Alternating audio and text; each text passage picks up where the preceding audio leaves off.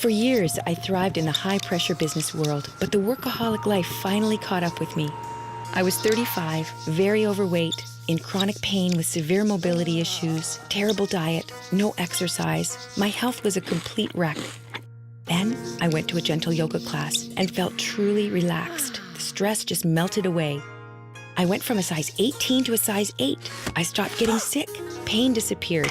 I learned to open my heart and I felt happy for the first time in years. So I said goodbye to the business world and started teaching. Yoga doesn't have to be strenuous. The easiest movements can trigger major release of chronic symptoms no matter your age. Healing Yoga. Yoga for real people with real problems. I'm Deborah Devine. Welcome to Healing Yoga. Yoga for real people with real problems. And yes, as you just saw, I had a lot of problems before discovering gentle yoga. My weight, smoking, lack of exercise were all contributing to respiratory issues. Let yoga be your secret weapon to calm your heart, reset your nervous system, and soothe your mind. Between the costs, health risks, and social stigma, there are more reasons than ever to quit smoking. These healing yoga tips help me quit and will help you manage through cravings, release tension, and revitalize body and mind. We are going to exhale firmly, and this idea of moving the stomach back toward the front spine is going to create this wonderful wave of air coming out of the nostrils. Let me demonstrate for you.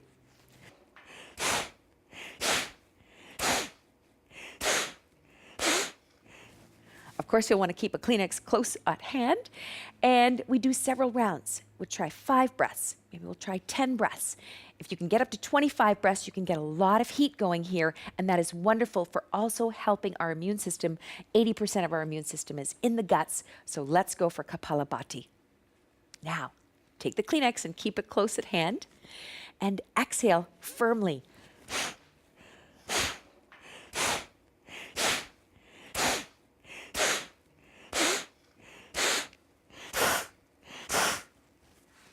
Wonderful.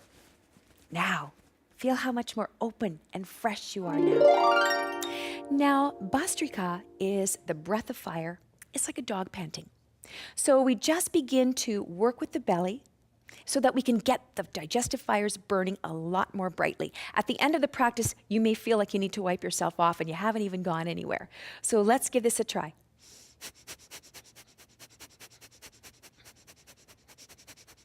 And then when you run out of steam, you just stop, catch your breath, and then go back. And maybe 3 rounds, doing as many rounds as you can, doing as many of these breaths as you can, and just feeling heat building up, feeling some kind of shifts going on deep inside the belly. We're moving a lot of energy here, getting things warmer and warmer, and then we'll release. And we'll let go. So we've got our weights. We're going to stay within our comfortable range of motion. We want to feel really strong, and we want to be aligned. This is so important. Engage the legs, engage the pelvis, feel really strong. Take the shoulder blades together and move them down the back. Lengthen through the neck and the back of the head. Everything is coming toward the back plane of the body. Next in-breath that comes along. Come up about 1/3 of the way, and then rotate the arms. And then we'll let the arms come back down. Inhaling about shoulder height. Rotate the arms and then let them come down. And then next in-breath that comes along, let's see if we can lift up a little bit higher, 2/3. Does that work? If not, do a lower level. All good. Let things come down. Now, we're going to come back up again. And then we'll just do a couple of pulses. Take the arms out as far as you can, draw the shoulder blades down, and then we'll just pulse up and down. Just a few. Or if you feel really like this is feeling good and you want to continue on, you can do as many as you like until you come to fatigue. And then, when the time is right, when your body says that's enough, then we just drop and float the arms down. So now we're going to take our hands onto the shoulders, and we'll begin making some very small shoulder circles, very small elbow circles. We'll go around a few times in one direction, and then we'll just go around the other side, the other way, exploring what's happening. And maybe there's a couple of spots that feel a little bit tight, and we'll just work very gently around there. And then we'll come around to circling in the first direction, except we'll open things up a little bit more. We're opening up the armpits a little bit more. And we're starting to feel the shoulder blades come together behind the back. Yes? Squeezing those muscles between the shoulder blades and lifting the upper part of the chest. We're getting a lot of synovial fluid that's releasing in the shoulder joint. And when you're increasing the circulation, you're bringing fresh oxygen and fresh blood, fresh nutrients to all of the cells in this area. It's important for mental performance as well, because we're clearing out all of the old energy that's stuck in our shoulders and our neck. A constructive rest position with the knees bent. We'll come down onto our backs. And the feet are about hip width apart, maybe a little bit wider. The heels are out, the toes are in, the arms are coming out to a comfortable place. Next time an out breath comes along, we're going to take the knees over to the right, and the head is moving over to the left.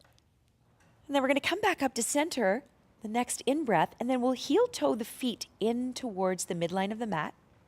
We'll take the right foot up and over, resting on the left knee, and then we'll circle the foot. We'll bring the hands up. We're going to circle the hands as well. Bring the shoulder blades down the back, open up through the collarbones, and just feel this wonderful sense of releasing tension in the wrists and the ankles. And the arms come down. We take the heel, make it nice and strong, spread the toes nice and wide, engaging dorsiflexion here. The right sit bone comes down towards the ground and points toward the grounded foot. So now we're getting deeper into the hip rotators, and the hip rotators get very tight because we sit a lot in our world. So we're just going to continue this rocking sensation, moving the head in one direction and the knees in the opposite direction, and feel this fantastic wringing out of the muscles, the glutes. The piriformis is underneath the glutes. Keep bringing the sit bones down towards the ground, allowing the knee to move away from the face in an organic, very easy way. Let's come back to center, unravel the legs, and we'll take the opposite foot up and over, circling the foot. We'll bring the hands up, we'll make fists out of the hands, and then we'll circle the hands a few times. And then we'll let the arms come down. We'll engage dorsiflexion with the left foot. So the heel is strong, toes spread wide apart, left sit bone is drawing down and pointing towards the grounded foot. And then we rock. We're just going to palpate and massage all of the areas that we were working with, and we're going to breathe into those little nooks and crannies here. So we'll begin with the right hand. So we come down about halfway in the forearm, and we just begin to massage back and forth. And then you can begin to circle your hand around that middle area. And we're loosening things up. If you want to take your thumb deep into the tissues between the two bones of the forearms and just very gently massage around and breathe deeply into any tender areas. Use the same type of pressure on the opposite side and see what's going on. There are so many nerves and tendons and ligaments that are connecting everything to everything else, and tension up here could show up down here. So just massaging down toward the wrist, massaging the hand, all the fingers, spreading the fingers out, moving blood and lymph around. Let's go to the opposite side. Squeezing and wring things out. There's so much tension in the forearms from keyboarding and from doing things in the kitchen, household chores. Massaging around the wrist, around the outer part of the palm, to all of the fingers.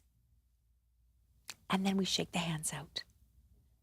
They feel so much lighter, so much more free, so much more vital and alive. Let's come down into Viparita Karani, legs up the wall or legs on a chair in our circumstances here. So honey, I've got a blanket for your head and your neck if you'd just like to come onto your back. And then we'll take a chair right up close to your buttocks.